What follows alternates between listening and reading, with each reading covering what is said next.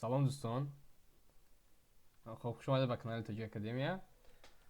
با هم دیگه مار بازی میکنیم ده. یعنی کراچی یک بازی بود ساختیم که از در کودکی زیاد بازی میکردیم. همه شاید که این بازی رو دونن.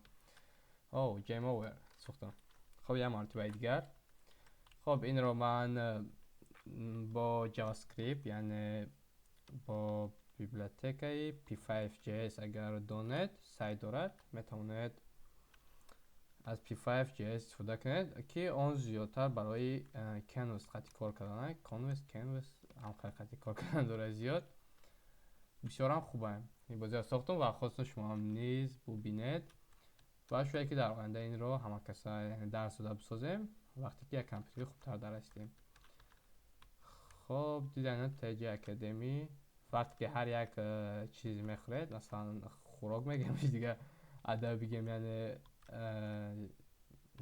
میخورید یک بلی به شما اضافه کرده می شود.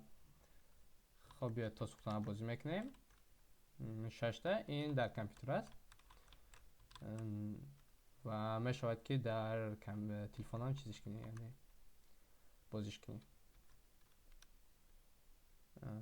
کمتر به فکر من که چیزش سکارز میگیم که یعنی رویشش آهسته است به خاطری که مثلا در تلفن و اکرانش کم است و در کامپیوتر بینید کلان است. برای خوبش بود که مثلا زیادترش کنیم و کردنش هم مشکل نیست، اما من حاضر کدی در دیگه جا موندگی نمیخوام درونش درام.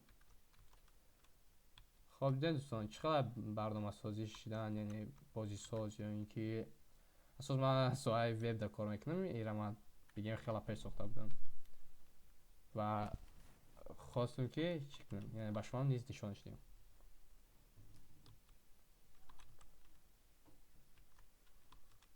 هر یک چیزه مثلا حساب میشود ده یک تا خودی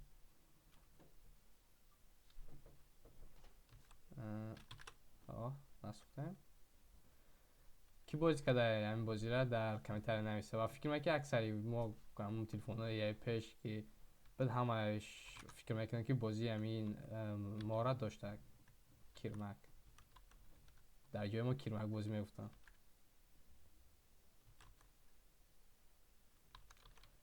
Snake Jam, yes, of course. Oh,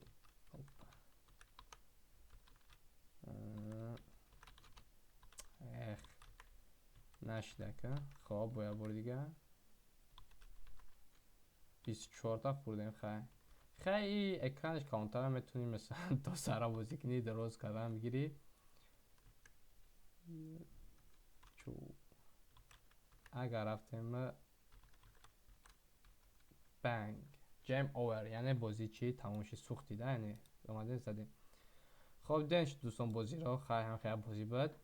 امیدوارم که به شما اینم معقول شد. خب خیلی بعد خواستم به شما نیز این رو نشون دیم. خب تا ویدیو دیگر موفق سربلند باشه.